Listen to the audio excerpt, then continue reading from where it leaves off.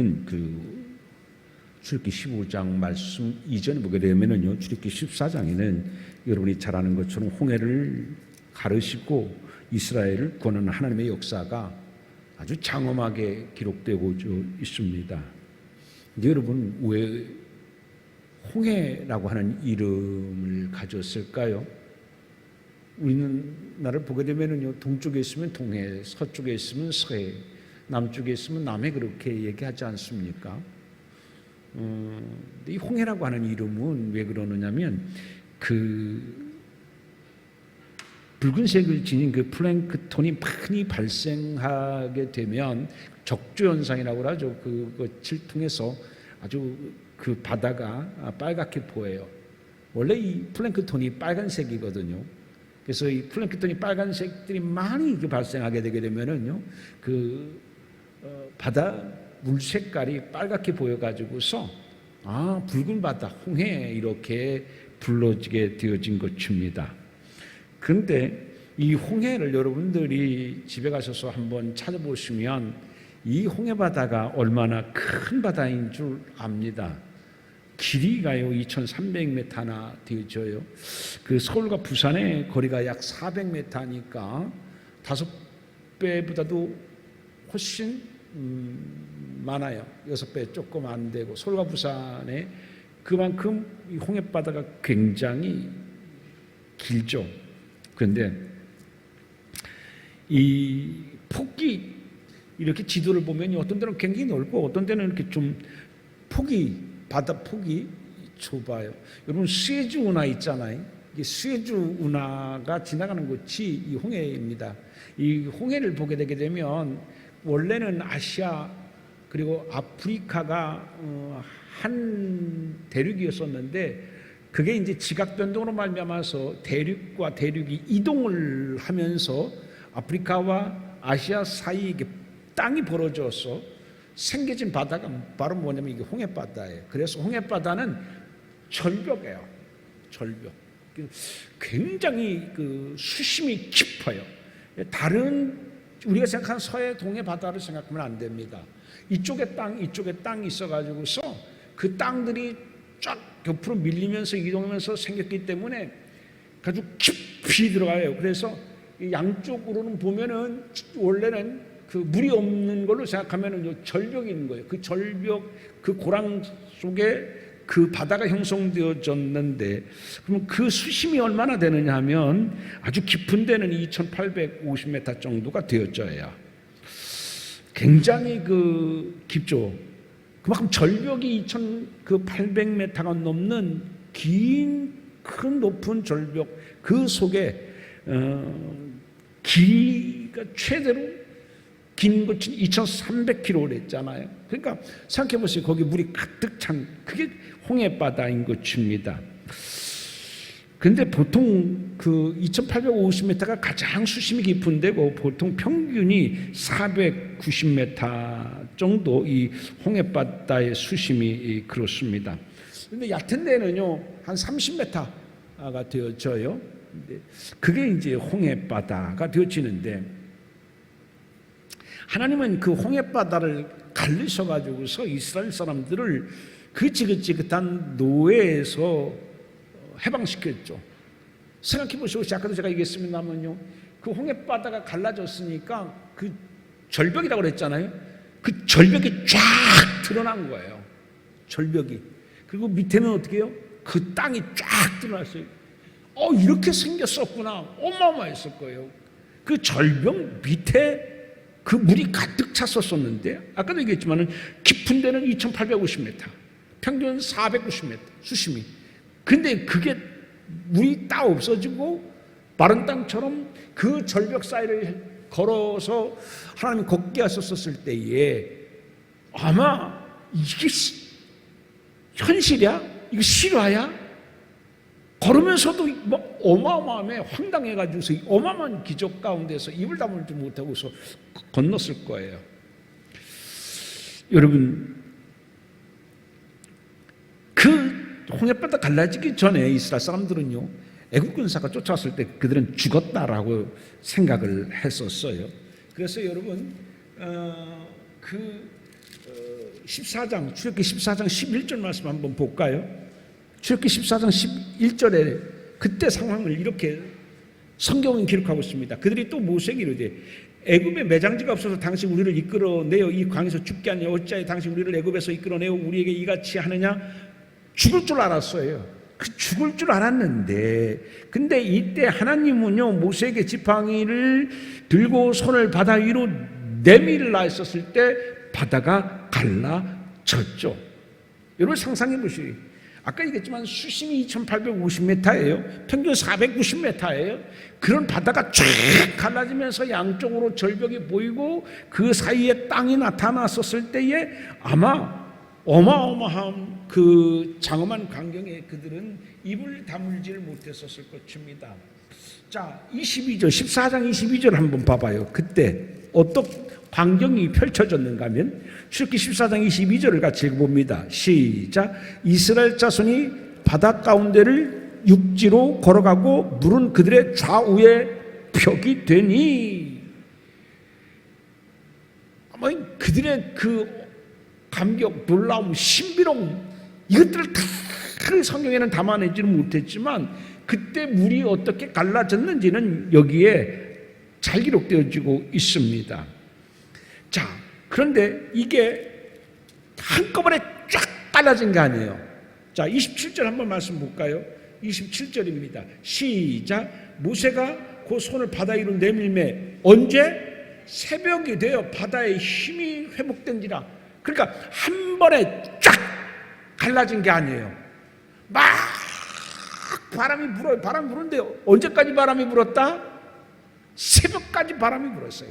새벽까지 바람이 부는데 이게 진짜일까 하고 호기심을 갖고 있었던 그 기상학자하고 그 미국의 플로리다주 주립대학인 교수 2명이 있었어요.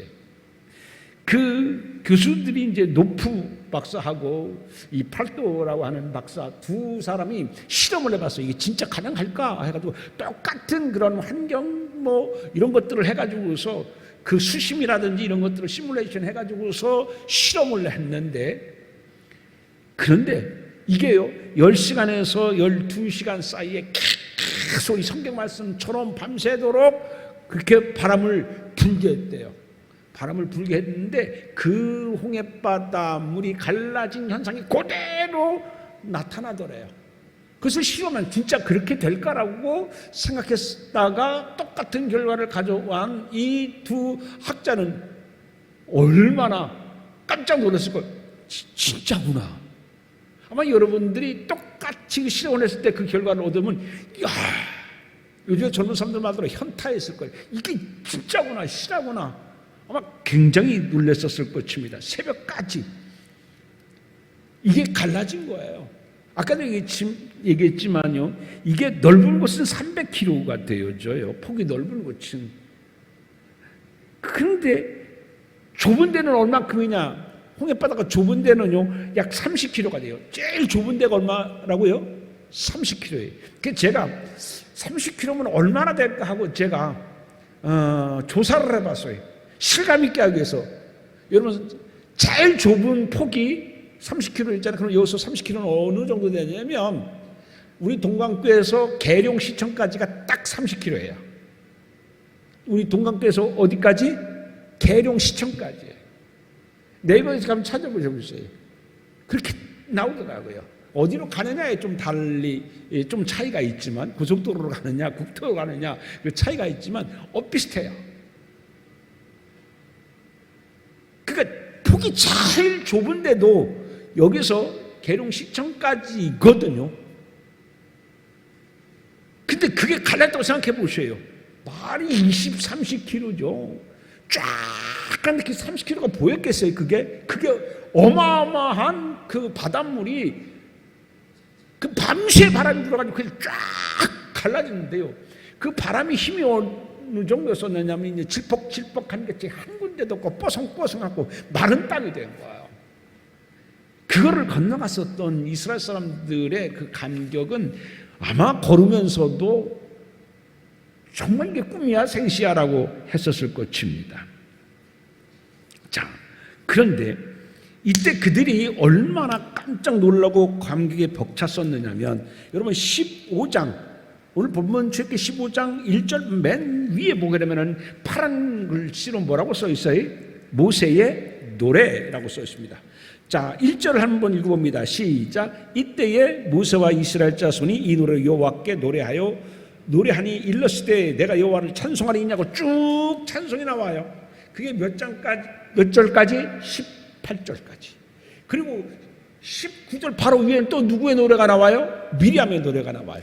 모세의 노래에 벅차가지고서 그렇게 노래를 했는데도 불구하고 그 감격과 그 어마어마한 감동은 사그러들지 않고 이제 모세의 노래에서 누구의 노래로 다시 이어져요? 미리암의 노래로 이어져요.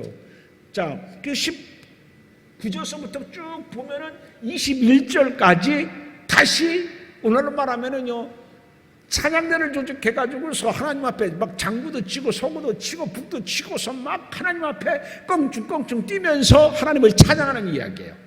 그래서 15장 1절서부터 그 21절까지는요 온통 찬양이에요. 온통 감격이에요. 흥분이에요. 정말 이게 꿈이냐 생시냐. 그래가지고서 그 어마어마한 신비로운 감동을 이렇게 21절까지 노래와 찬양으로 춤으로 표현하고 있습니다. 그런데 22절에 오게 되면 그 분위기가 싹 바뀌어요. 싹 바뀌어요.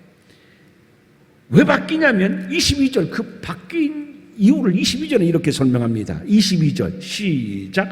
모세가 홍해에서 이스라엘을 인도하며 그들이 나와서 수르강으로 들어가서 거기서 사흘 길을 걸었으나 물을 얻지 못하고. 수르강에까지 걸어왔는데 며칠 걸렸었다? 사흘을 걸었어요. 3일을 걸었어요. 그런데 그때까지 그들은 물을 얻지 못했어요. 이때부터 그들의 분위기가 바뀌어져요. 막 찬양하고 막 감동해가지고서 막 하나님이 최고야. 어떻게 이럴 수 있어? 하나님은 부족함이 없으신 하나님이야. 하나님은 기적의 하나님이야. 놀라우신 하나님이야. 근데 사흘 만에 분위기는 급반전합니다. 어떻게 급반전해요? 찬양은 사라져요. 흥분은 사라져요. 원망, 근심, 불안, 이 조울증 환자 같아요. 막 껑충껑충 뛰었던 그들이 이제 침체에 들어가서 금방 이렇게 사흘 만에 분위기가 바뀔 수 있을까라는 얘기인 겁니다. 그래서 여러분 그 24절 말씀에 보면, 자 같이 읽어봅니다. 시작. 백성이 모세에게 원망이 되 우리가 무엇을 마실까 하며, 여기서 등장하는 단어가 뭐예요? 원망. 아까 등장했던 거는 21절까지 찬양이라는 단어가 뭘로 바뀌어져요? 원망이라고 하는 단어로 바뀌어지게 되어져요. 여러분 참 쉽게 바뀌어져요. 찬양이라는 단어가 원망이라는 단어로 아주 쉽게 바뀌어지게 되어집니다. 왜 그들이 이 원망이라는 단어를 바뀌어졌냐면 23절에 마라에 이르렀더니 그 고운 물이 있어서 마시지 못하겠으므로 그 이름을 마라라 했더라. 물을 발견하긴 했는데 먹지 못하는 물을 발견했어요. 그게 마라, 쓴 물이죠. 쓴 물. 근데 이게요, 내가 발견은 했는데 먹지 못하는 쓴 물이 되어졌어요. 그래서 그 사람들은요 이제 찬양이라는 단어에서 원망이라는 단어로 바뀌어졌어요. 여러분 찬양과 원망의 모습은요 이게 한 걸음 차이예요. 이 무슨 얘기냐면 여러분 우리가 그렇다는 얘기예요.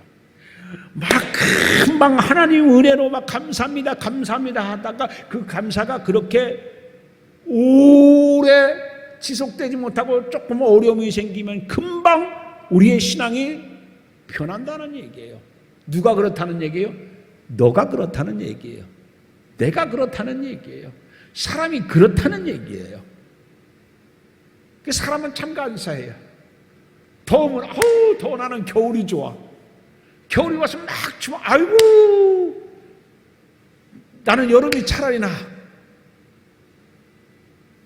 참 쉽게 변해요. 쉽게 변해요. 그렇게 하나님을 찬양하고 신비로워가지고서 이게 진짜 이게 눈에 보고도 내가 믿지 못하는 이거 놀라운 하나님이라고 했는데 금방 이렇게 해서 두 가지의 모습을 다 갖고 있어요. 어떤 사람이라도 사람에게는요, 이 찬양이라는 내 모습, 감사라는 내 모습, 그리고 원망과 두려움이라는 모습 동시에 갖고 있어요. 근데 재빨라요. 그 변화되어지는 모습이 환경에 따라서 굉장히 바뀌어져요. 내가 잘 나가고 부족함이 없는 환경에서는 다 하나님의 은혜고 감사하고 막 놀라워요. 나는 하나님의 사랑받는 자녀인 것 같아요. 그런데 금방 내 삶이 어려워지게 되면 나는 과연 하나님의 사랑을 받고 있는가? 하나님은 나를 과연 기억하시는가? 하나님은 과연 내 기도를 들으시는가? 하나님은 과연 내 목자가 되어주시는가? 하나님은 과연 내 어려움을 아시는가? 하나님은 과연 내 도움자가 되시는가? 불안해요. 금방 바뀌어졌다는 얘기예요. 하나님은 이 말씀을 왜 여기 기록하시면 그게 너다, 그게 사람이다, 그걸 깨달으라는 얘기예요. 그게 깨달으라는 얘기예요. 여러분, 다른 사람들이 있잖아요, 막 하나님을 찬양하다가 금방 막 깔아지고 원망하고 그러면 아이고 신앙이니 그러면 돼? 그럴 필요 없어요. 그걸 통해서 누구를 발견하라는 얘기요? 나도 그럴 수 있어요. 나도 저 사람처럼 저런 지금 환경 어려움 당하지 않으니까 태연하게 하나님 은혜 아이고 기도하면 돼 하지만 금방 그렇게 바뀔 수 있다는 얘기예요. 사람을 통하여 사람을 발견해야 돼요. 다른 사람을 통하여 나를 발견해야 돼요. 성경을 통해서 누구를 발견해야 돼요? 나를 발견해야 돼요. 이게 내 모습이 아니면 이게 성경이 우리에게 유익과 교훈이 되질 않는 거예요. 나하고 무슨 상관이 있어요? 그렇잖아요. 이게 나라는 얘기예요. 금방은 찬양하고 감격하고 감사하고 막 그러던 것이 원망하고 근심하고 불안해 떠는 거. 이 두 가지가 다 있다. 이게 너다. 너는 그렇지 않느냐? 너는 그런 적이 없냐? 한번 되돌아보라. 내 자신을 성찰해보라 라고 하는 하나님의 거울이 바로 성경인 거예요. 은혜 받을 때는요, 더없이 선한 얼굴로 평안하고 천사 같고 아주 은혜가 넘치고 사랑이 넘치고 친절이 뚝뚝뚝뚝 떨어져요. 그러다가 내 심사가 꼬이면 인상을 쓰고 입을 삐죽이게 되고 확 웃음 폈었던 우리의 얼굴은 사라지고 환한 우리의 모습으로 변화되는 것, 그렇게 은혜 감동했던 그 평안의 얼굴은 사라지고 걱정과 근심의 얼굴로 순식간에 변하는 것, 그게 이스라엘의 모습만이 아니라 오늘 나의 모습이다. 그를 하나님은 오늘 말씀을 통하여 거울로 우리에게 보여주고 비춰주고 계시는 거예요. 영성이 뛰어난다고 하는 것, 여러분이 신앙심이 깊어지는 것은 영성이 뛰어난 거예요. 영성이 뛰어나는 것은 뭐냐면요, 성경을 통해서 나를 비춰보고 나를 자신을 발견하는 거예요. 영성과 성찰은 이게 같은 동체예요. 성찰하지 않으면 영성이 깊어지지를 않아요. 교회 다니는 게 신앙생활하는 거 아니라고 제가 늘 말씀드리잖아요. 성경 읽는 게 신앙생활 하는 게 아니에요. 기도하는 게 신앙생활인가요? 기도해서 말씀을 보고서 나를 발견하고 하나님을 발견하고 나를 향한 하나님의 교훈을 깨닫고 그것을 내 양식 삼을 때 그게 신앙생활 하는 거잖아요. 100번 우리가 읽어서 하나님 나에게 주시는 메시지를 깨닫지 못하고 나를 비춰보지 못하게 되면 그거는요, 나는 성경 몇 번 읽었어 라고 하는 아무 의미 없는 공로가 되는 거예요. 아무 없는 공로가 되는 거예요. 자, 그런데 이들이 발견한 것은 뭐냐면 마라래요. 마라가 뭐예요? 쓴물. 무슨 얘기냐? 따라서 합시다. 내가 쓴물이다. 누가 쓴물이라고요? 내가 쓴물이다. 저는요, 이 말씀을 준비하다가 엊그제 정말 처음 깨달았어요. 처음 깨달았어요. 이제 깨달았어요. 이게 왜 마라가 왜 쓴물인가 처음 깨달았어요. 처음 깨달았어요. 이게 왜 마라가 왜 쓴물이지? 이유가 있어요. 여러분, 이게 그래서 내가 말하고 이래서 하나님께서 여기서 말하라고 얘기했구나. 마라가 뭐냐면 쓴물이잖아요. 왜 쓴물이냐면 이유가 있어요. 그 바다잖아요. 바닷물은 어때요? 써요? 짜요? 안 짜요? 짜죠. 그죠? 소금이 있어서 짜요. 그런데 이게 지금 수르광야가 바다하고 가까워요. 그러니까 뭐가 오겠어요? 바닷물이 흘러들어오죠. 근데 바닷물만 흘러들어오는 게 아니라 민물도 와요. 그래서 민물과 바닷물이 만나는 거예요. 그 민물과 바닷물이 만나는 게 뭐냐면, 그래서 그 맛이 짠맛도 아니고 민물의 그냥 깨끗한 생수도 아니에요. 무슨 맛이 되느냐? 그게 쓴맛이 돼요. 그래서 말한 거예요. 그게 말한 거예요. 그런데 제가 뭐를 깨달았느냐면 그 의미가 그 의미인 줄 몰랐어요. 여러분 잘 생각해 보세요. 민물은 생수예요. 사람을 살리고 생물을 살려요. 근데 바다에는요, 나무가 살아요, 못 살아요? 못 살아요. 그래서 성경에 바다는 뭐예요? 죽음이에요. 죄를 가리키잖아요. 홍해바다가 갈라진 것은 뭐예요? 죽음이 갈라진 거예요. 죄가 갈라지는 거예요. 이게 무슨 얘기냐면 세상적인 죄된 바닷물하고 깨끗한 민물하고 같이 만나서 이루어진 게 뭐라고요? 마라예요. 나에게는 두 개가 다 있어요. 나는 내가 예수님을 믿고 교회 다니고 신앙생활해요. 말씀을 읽고요. 기도하고. 그래서 나에게는요, 민물, 생수 같은 그러한 민물이 있어요. 그러나 아직까지 뭐도 우리 속에 흘러들어와요? 죄의 물. 바닷물이 들어오는 거예요. 그 둘이 만나니까 무슨 물이 된다? 쓴물이 돼요. 그게 쓴물이 되는 거예요. 아이, 저 사람 저기 뭐야? 교회 다니는 사람이 왜 저래? 그게 쓴물이에요. 아니, 교회 다니는 사람이 저래도 돼? 그게 쓴물이에요. 왜요?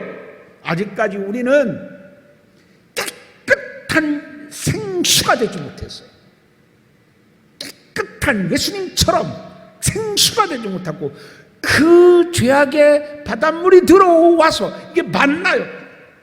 생수도 있지만 죄악의 물도 들어오니까 이게 둘이 만나니까 어떻게 되는 거예요? 쓴물이 돼요. 그러니까 에이, 뭐 교회 다니는 사람이 저래. 왜 교회 다니는 사람이 성격이 저래? 왜 교회 다니는 사람이 인격이 그래? 왜 교회 다니는 사람의 행동이 저래? 왜 교회 다니는 사람의 생활이 저래? 왜 교회 다니는 사람의 의식이 저런 것밖에 안 돼? 그게 쓴물이에요. 그게 마라예요. 그래서 이 말씀을 준비하면서 이게 그 뜻이구나. 세상에 하나님의 그 물과 세상에 죄악된 물이 만난 게 그게 마라, 그게 나였구나. 여러분, 마라가 누구라고요? 죄악된 세상의 물과 신앙적인 물이 만나 함께 여기 혼합해서 섞여 있는 내가 바로 마라라는 얘기예요.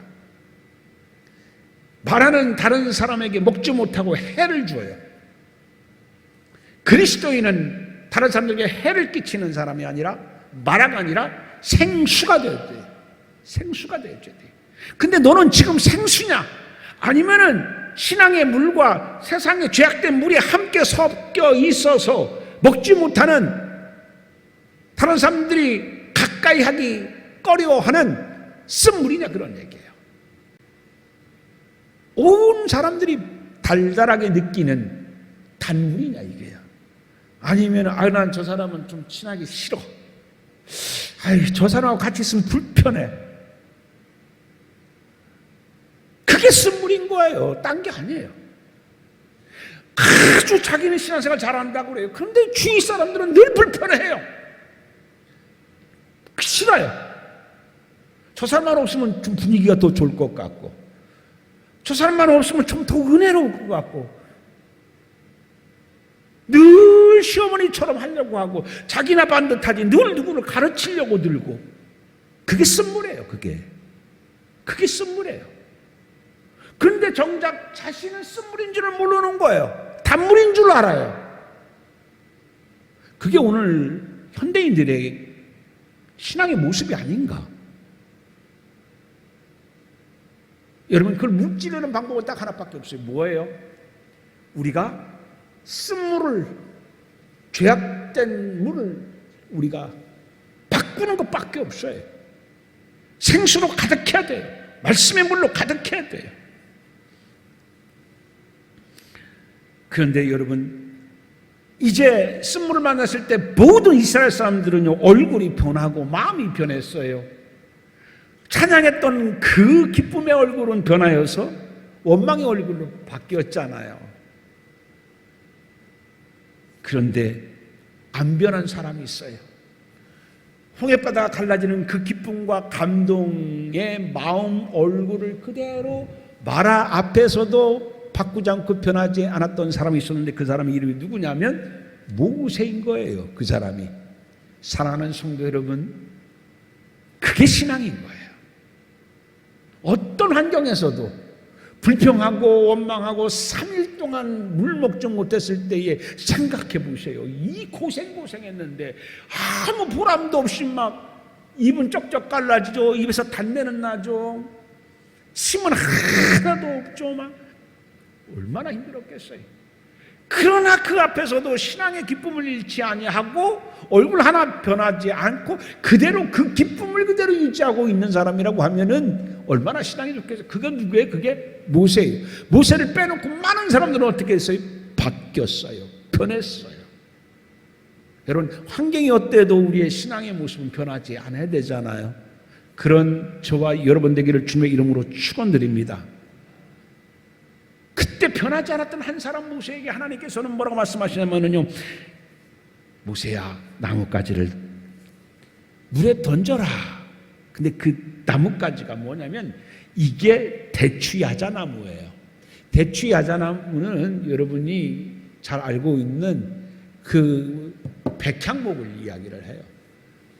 그 백향목 대추야자나무를 던지라는데 이게요, 이 대추야자나무가 산성이 매우 강해요. 뭐가 강하다고요? 산성이 매우 강해요. 그래서 바닷물의 강한 짠 성분과 알칼리성을 중화시켜 주는 역할을 하게 되어져요. 그런데 이 나뭇가지를 던지면서 하나님께서 뭐라고 말씀하시냐면 이 나뭇가지가 뭐를 말씀하시냐면 여러분 거기 25절 한번 같이 읽어봅니다. 시작.